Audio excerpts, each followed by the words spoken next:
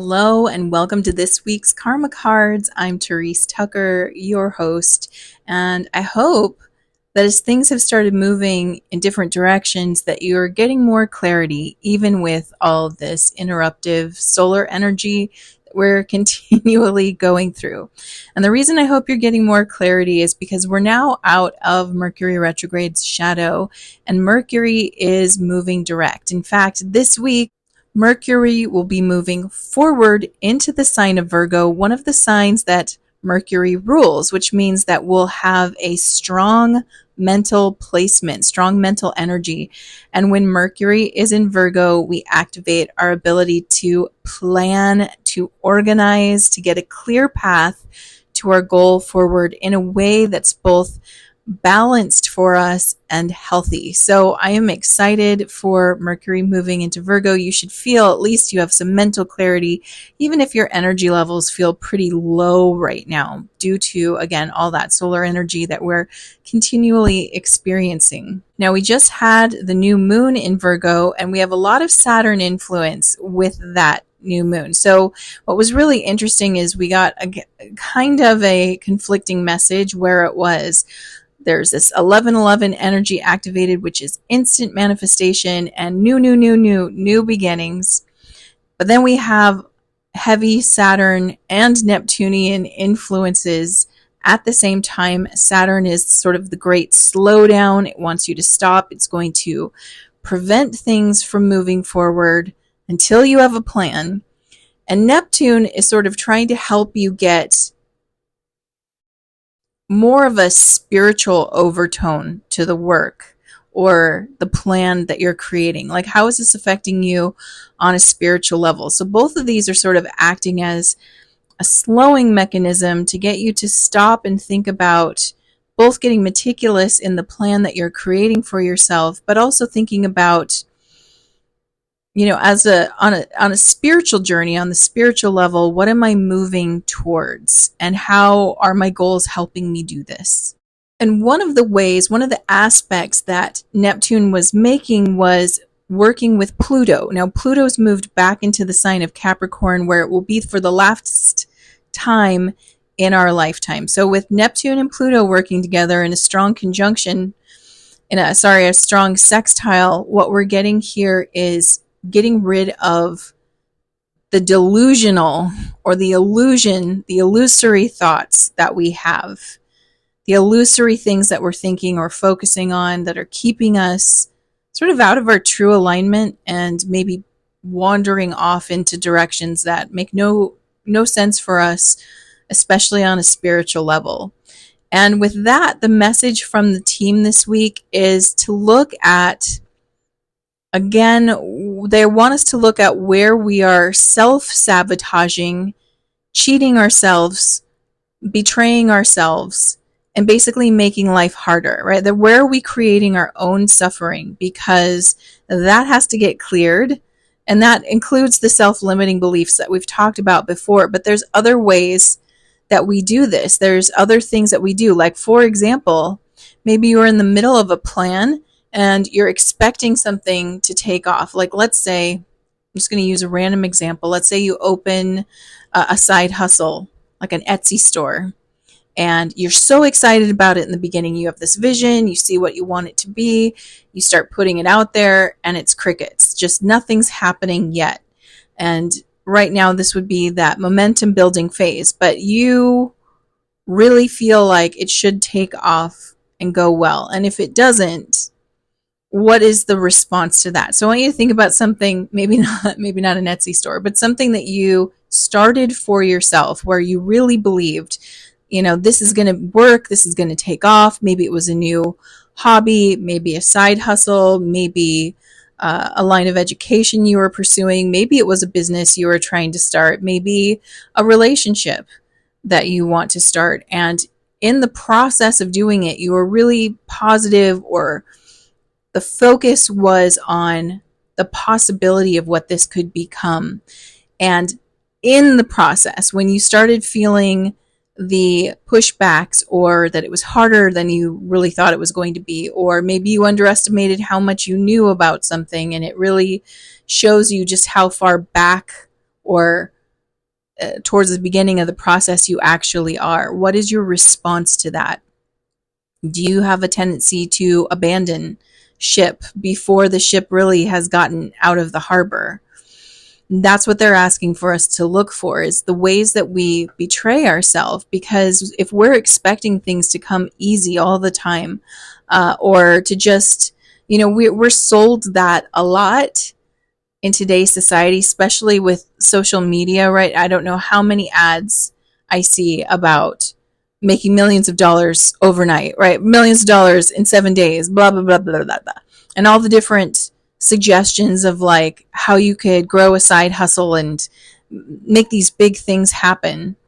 And we're conditioned to believe that this should be really quick and easy. Like all we have to do is implement these steps that these other people implemented, and boom, there we are.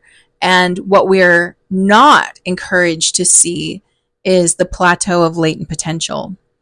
And so therefore, when we hit that plateau where we're not in the beginning stages of ramping up, but we're actually now out to sea, if you will, and there's just nothing happening that you can see, a lot of people stop rowing. They stop pushing. They stop trying.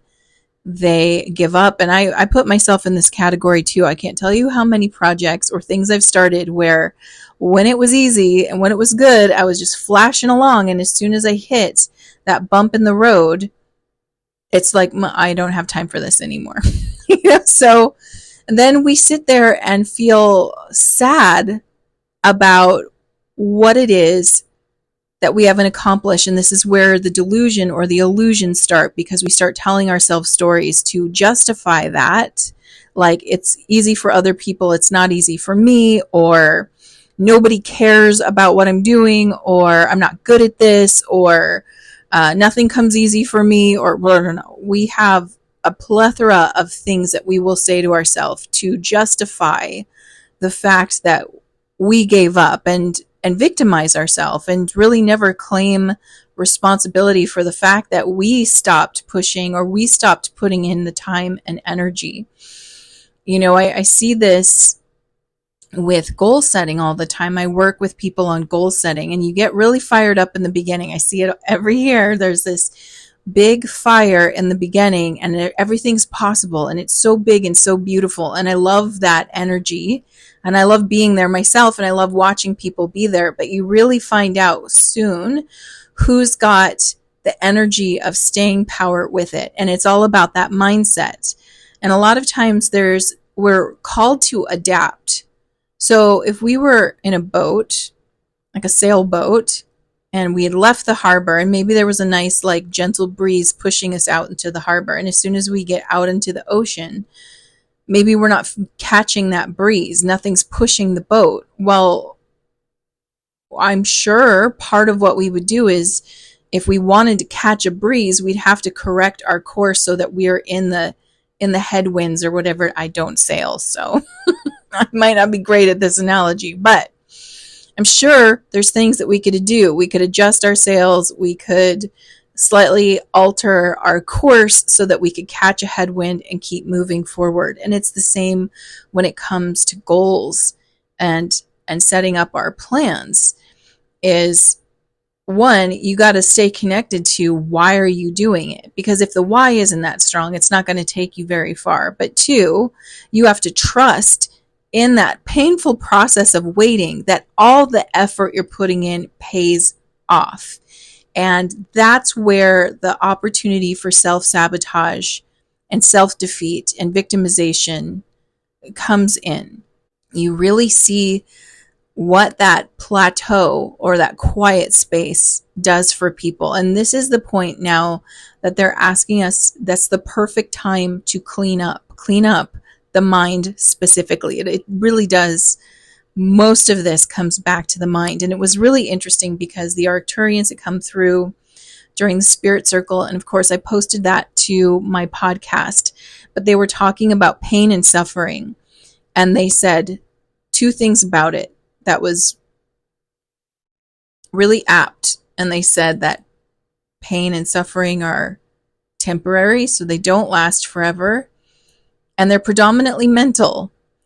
And now the team's talking about it again today, about this mental version of pain and suffering. And it really comes from how we cheat ourselves out of an experience before we've actually had it. So when we're starting something new, whether it's a relationship or a job or a business or a learning path, whatever it is, or even just a hobby, many people will cheat themselves out of it because they're holding this really strong expectation of what it should be, and they're not a match yet. And they struggle or they suffer when it takes so long to become a match to the vision that they're holding. That's the whole point of it being a vision. A vision is like a North Star. You're not meant to just reach up and grab that North Star. No, you're going to have to get in that boat and start rowing, right? Row towards it. Now, that star might feel like you never quite catch it. And of course, literally, we're never going to catch the North Star. Are we going to get really close? Are we going to get some big goals? Are we going to hit some beautiful points in our life? Absolutely. But there's always going to be a North Star to move to. So as soon as you get to that goal or that destination, there's always going to be a new destination that you seek. And the pain and suffering part is what they wish for us to address and notice that it's dominantly mental, and the ways in which we undo ourselves while we're waiting for that thing that we're desiring to occur, including our own spiritual journey, our own ascension process. And so I wrote down a few of the ways that I could see. And, you can add to this in the comments if you're like, what you forgot to mention, please put it in the comments, because this is not an exhaustive list, but this is just a few things that came up while I was thinking about this. A couple of the ways that we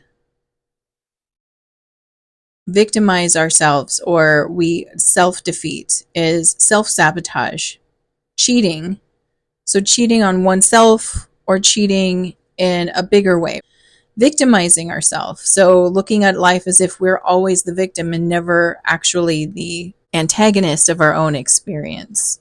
Self-destructive choices. So something that's not necessarily thought through or is impulsive and only thought in the moment and not really looking at the long-term results of those choices. Not validating ourselves or giving ourselves credit for what we do. So that's part of why we don't feel movement on the plateau of latent potential, is many times we're looking for that validation or appreciation from the external, which would be considered sort of the success of what we're doing. Like if you were building a business, right? So a lot of times people aren't going to be there praising you for the work that you just did on the back end of your website. No one's noticing, but you noticed, or you should notice. And many times we dismiss or don't give ourselves credit or validation for that. And so that plateau feels much bigger and longer because we're waiting for so long for some positive feedback for all the effort we're putting in. So that's a big one I see with people. And then self-punishment. So when we make a mistake or when we've chosen poorly, that we really beat ourselves up for it, kind of go over it again and over-identify with our failings or our mistakes, rather than recognizing that making mistakes is part of the process. It's how you're going to learn what the right thing to do is, or the better direction to move in. And so we end up hanging out too much in self-punishment, which is, again, all of these are forms of suffering, and they are predominantly mental. They are things that we do to ourselves. And so we're being asked at this time to clean it up. And Virgo season is definitely a time where that is very much aligned to this time of year. This energy of Virgo is very much about finding that balance and healing. It's very much about the healing aspect of it. And so before we can heal it, before we know what to heal, we've got to figure out what's in the way. So I want you to take a moment to just consider, what is it you're working towards? What have you been trying to create in your life? And there's so many areas of life that you could look at. So it's not just around business or education. It could be around relationship, could be a relationship between yourself and your body. It could be around your relationship with money, or how you communicate with other people, your communication skills. It could be around your home. It could be around your family, your relationships, your feelings of being creative or expressing yourself. All of these and more are different areas that you could look at to see, where am I creating this mindset of suffering or victimization, or where have I given up on myself? Where do I beat myself up? Where do I put myself down or refuse to give myself softness because I haven't achieved something yet? I haven't lost the weight yet. I haven't gotten the money yet. I haven't built the successful following yet. I haven't had the relationship I desire. And how am I perceiving that? Am I taking that in a way where I am supporting my growth, or am I tearing myself apart in hopes that if I do that, then I'll get the thing I want?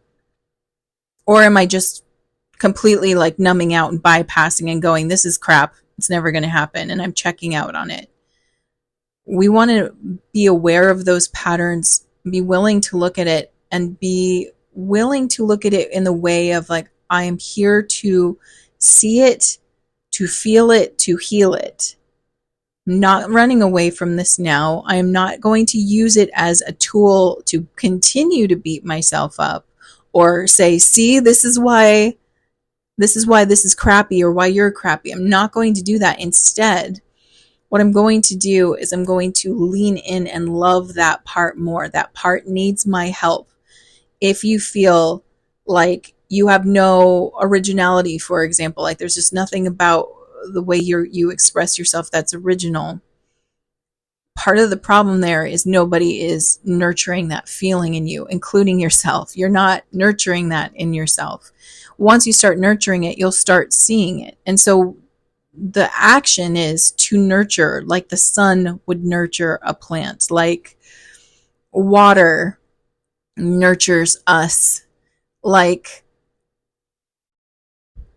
carbon dioxide nurtures trees. Like we need to nurture these parts of ourselves that feel so barren or dried out, or I just get this feeling of like a wasteland is the kind of the plateau of latent potential that I speak of, right? This plateau of latent potential, that term I got from the book Atomic Habits, and I'm sure he got it from somewhere else, but I love that term because it explains where you're at in the process of something. In the process of creating a change or a shift, you're going to be in this area where it's like, no matter what effort I put in, nothing seems to come back.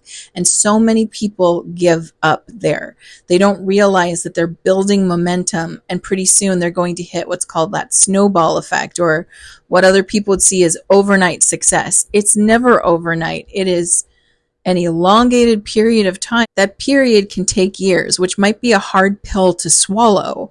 But once we realize that it's inevitable, success is inevitable as long as you don't give up. So if you don't give up on your goals of education, you're going to reach them. If you don't give up on your idea for a business, you're going to get it. If you don't give up on the relationship you desire to have, you're going to get there.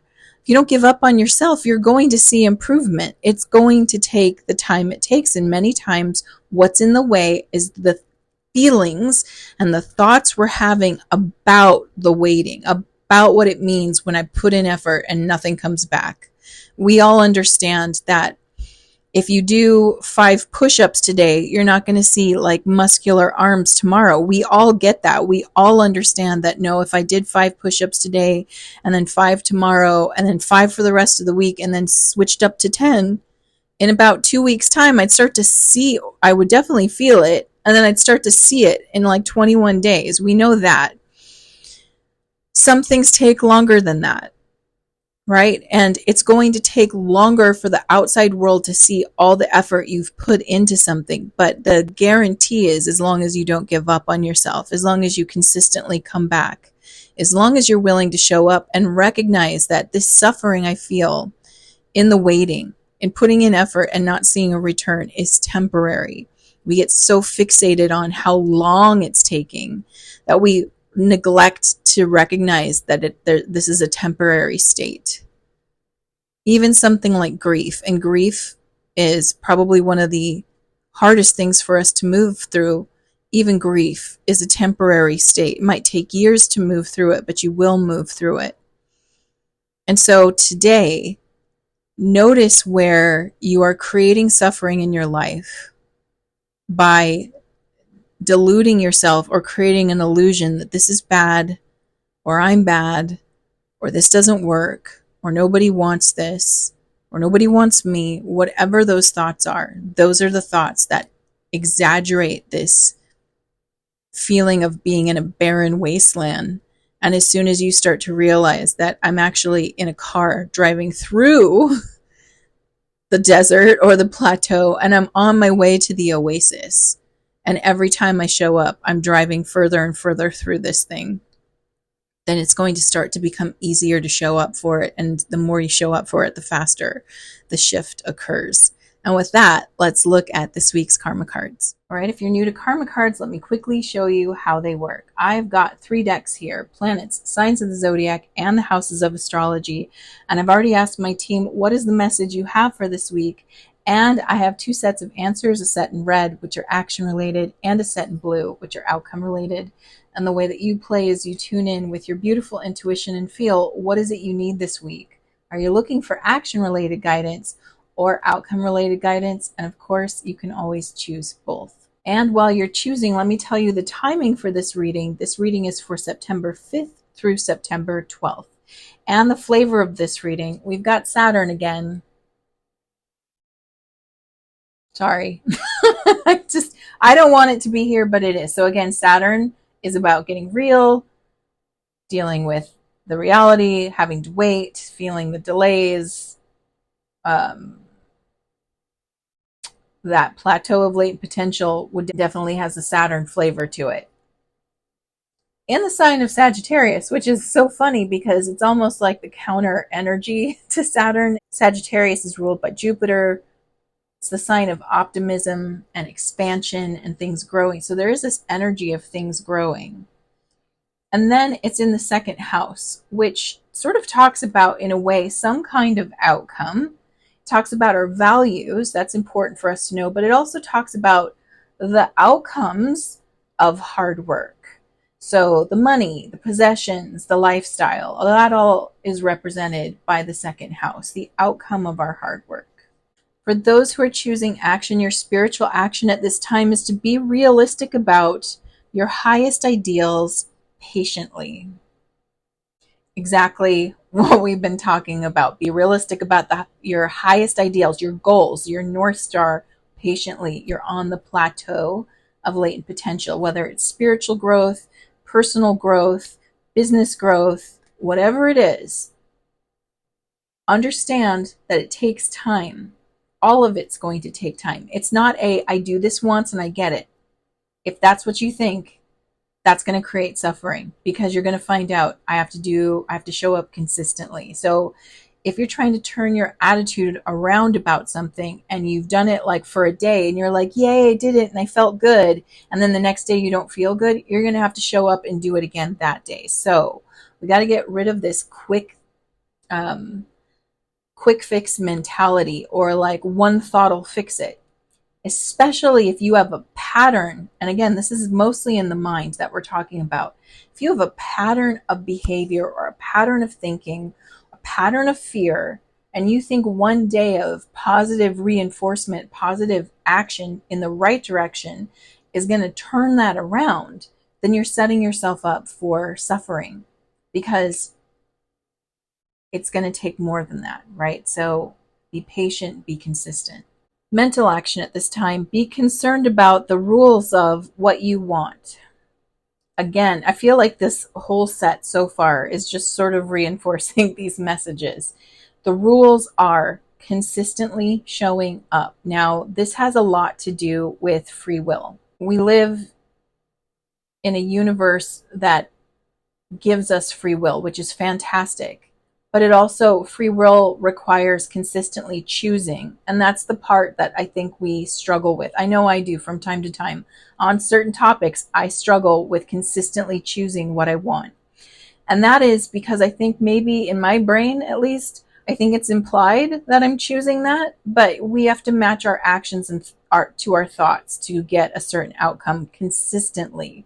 So if, for example, if I want to get in shape, and on the first day, I'm like so fired up and I'm like exercise and smoothie and go to bed early and take my supplements, help myself out, right? If I'm getting in shape is my goal and I do all of that on one day, and then I wake up and I'm like, it's implied that I still want that, but I don't do anything towards it. Well, we all know that I'm not going to get there, at least not that fast. I'm always going to be starting over again because I'm not consistently holding that energy. So whatever it is you want, you need to understand the rules of this.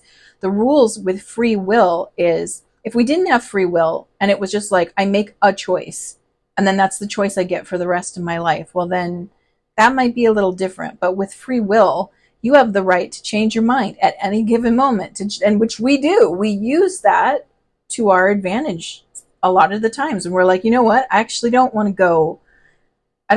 to go to this restaurant. I want to go to that restaurant. Or I don't want to go out. I want to stay in, right? We use that free will to flip the script on ourselves and the world all the time, which is great. But it's also a caveat. The rule is, if you want it, you have to consistently show up. And free will denotes that you will not automatically get exactly what you're thinking about unless you move your actions to match it. So those are the rules.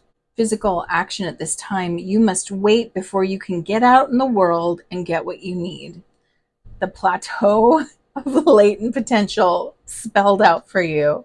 You must wait before you can get it out in the world and get what you need. So the rules are, we have to consistently show up. The caveat is that there is a period of waiting, and that period of waiting, I think, is very much connected to the ability to manifest. In our non-physical forms, we can manifest like that. It's just, we think it and we are it, we have it, it's here. On the physical plane, we are blessed with a delay. And I know it sounds like, what, a blessing? But it is. The delay helps you really think this through. Is that really what I want? What does it look like when I get it? What's going to be on my plate as soon as I get it, right? I often use the metaphor about wanting a yacht. Until you get the yacht and you find out how much that yacht is going to cost you in time, energy, and money, because the keeping and the maintenance and all of the good stuff that comes with that is quite a big bill. It's more than just what you'd have to pay for it. It's got continual residual payments. It's constant. And you might, if you were to instantly manifest that, you might go, oh crap, all I wanted was this great experience on a yacht. I didn't want to have to pay for its maintenance and its lodging and the cruise and have a staff and blah, blah, blah, blah. We don't always know the outcome of what we want in the moment. Sounds good. And we are too quick to say yes sometimes. On this plane, we get that beautiful gift of delay, which actually gets us to think about it. And as we think about it, we might use our free will to switch up and change our minds. So even though it feels like a boon to us when we know what we want, we're trying to go after it, there is a gift in that. When you have made a decision and that's what you want, then again, we follow the rules of consistently showing up every day, stating again, this is what I want, and then taking the actions that help to draw that to us. Now let's look at outcomes in Saturn in Sagittarius in the second house of worth, money, possessions, and values, and the effort, the outcomes of our hard work. Spiritual outcome at this time, the maturity that brings insights to understand your beliefs. Beautiful thing here is, if we're willing to look at where we're creating our own mental suffering through our thoughts, we get the gift of maturity in doing this, right? When we stop going, it's the outside world, it's why it's easier for other people, not for me. It's, nobody supports me, blah, blah, blah. Whatever it is, I'm doing a lot of the blah, blah, blah today. Whatever it is, if we actually stop to look at it and go, how am I contributing to this? Is this a thought that's actually true, or Is it something I'm telling myself to give myself permission to walk away or not try very hard or abandon it or punish myself? Let me investigate that. As soon as we start doing that, spiritual maturity kicks in. Mental outcome at this time: caution regarding the wisdom of what you value. This always feels a lot like what I said with the yacht metaphor. I use this one a lot when I'm working with people in the Epic Year workshop, as I get you to really consider, what is it you're asking for? What comes with that? Many times we're thinking it's a solution, but whatever we're taking on more, there's more responsibility in some way. There's something it comes with that is a responsibility, whether it's like if you're opening, like I said, go back to the Etsy shop. At first, you're like, yay, I made things and people want to buy them. But there's so much that comes with that. There's the, right, you're responsible for getting it to them in a certain amount of time. You're responsible for customer service. You have to troubleshoot and deal with unhappy customers and adjust things for their, expectations. There's so much that comes with it. I mean, the reason I was talking about Etsy shop is my daughter wants to open an Etsy shop, and I love that she wants to be an entrepreneur, and she's so into the art and creating, and she wants to put her art on there and sell it. And I'm trying to help explain to her, are you ready for what it means? Because as an artist myself, I know what that feels like. You're just so excited to create something and share it and have someone value it. That's the best feeling as an artist. But there's so much admin and business work. There's a lot of like real life nitty gritty details that you have to attend to in order for that thing you want to work. Are you looking at the nitty gritty details, and are you committing to that?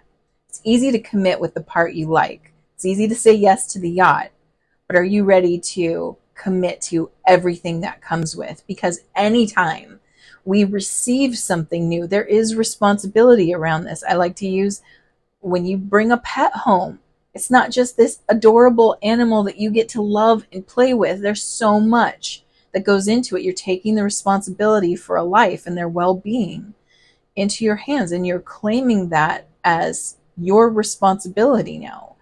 And we need to understand that everything we're asking for has a component to it that feels maybe a little more grounded, a little heavier, a little bit more like this is work. And if we're looking for something in life that doesn't have that, well, then whatever that is either very surface and doesn't really give much back, right? Because there's a rule of the universe. It's the law of expediency. What you put into it is what you get out of it. So if you're looking for something that's really light, where it's like, I don't have a lot of responsibility, so I don't have to put a lot in, you're not going to get a lot back from that either. It's fleeting, whatever it's giving you. The things that have substance in your life that really grow you or give you a lot often have that weight to it as well. And this is just letting us know that we have to connect with that responsibility, with the weight of what we're asking for. And if we stop to consider that before we really go gung-ho trying to get it, well, then we'll be in more alignment with it. If we're ready to accept the responsibility for whatever that is before we start going for it, I think it actually helps bring it in a little faster, because you're now aligned to all of it, not just the surface, not just the glittery part, but everything that comes with it, which is why I shared that with my daughter. I want her to know, I'm like, if you're ready to do this, there's a lot that comes with it that you're going to have to learn. Are you ready? And at first she was like, oh no. Like she just was like, no. It just, you could see it overwhelm her. Like it sort of shattered the illusion a little, which I felt slightly bad about, because I don't want to take hope away, but I wanted to make it very real, because the people who are successful are the ones who are real with it. Like they get what it means to do that. And if you can get what it means to really get what you want, everything that comes with it, well, then you have now aligned yourself to it. And that plateau of latent potential, you may have just shortened that a little bit for yourself. So that's all it's saying here. Physical outcome at this time, limits imposed resulting from the understanding of your resources. This feels like it's about sort of the last statement. Are you willing to hold it? That would be your resources. Resources in this sense, meaning your capacity to hold it. So, like with my daughter, when I told her what it really takes to have this, you could see there was sort of a shattering and the reality kicked in. Now, that's not meant to stop her, but rather to empower her and let her know what it's going to take to make it work. You know, you can open a shop and put your art on there, but if you actually want it to sell, then this is what you're going to have to do, right? It's the same thing for us. Is like, understand your own capacity. You know, when I like to use that yacht metaphor, actually came up when I was talking to a friend years ago, and we were sort of hyping up the future, and we were like, let's program our future with these positive experiences. And I think I made a joke, or I was saying, you know, tongue in cheek wise, oh, and then then we can go to, you know, the south of France on our yacht. And I, you know, making that statement. And then I sat with it and I thought about it as I was going through sort of that filter of like, what does this really mean to ask for that? And I also had that illusion shatter. I'm like, I do not have the capacity for that whatsoever. I don't even know if I had all the money I needed, if I would even have the capacity or the patience to do that. I just don't want any of that. I just want to go for like a fabulous boat ride, maybe to the south of France, maybe to Greece or something, but that's all I want. I actually kind of want someone else to have the responsibility for that. And I want to maybe rent it or book something that would be like that and have the experience, but none of the rest of it. Like after that experience is done, I'd like to be like, that was fun, bye, and leave it behind. So I want you to think about your capacity. What's the capacity you have for what you want? Understanding our capacity and our own limits is really important here. And a lot of times this isn't yet a black and white limit, meaning like you have it or you don't have it. The limits might be, well, I really want to start this side hustle and do this business. I work, you know, 8 to 10 hours a day and only get 2 days off a week, but they're not even together. And on those days, I like to spend time with my family. Well, then the limit is I have a very low capacity to put time and effort into a new business.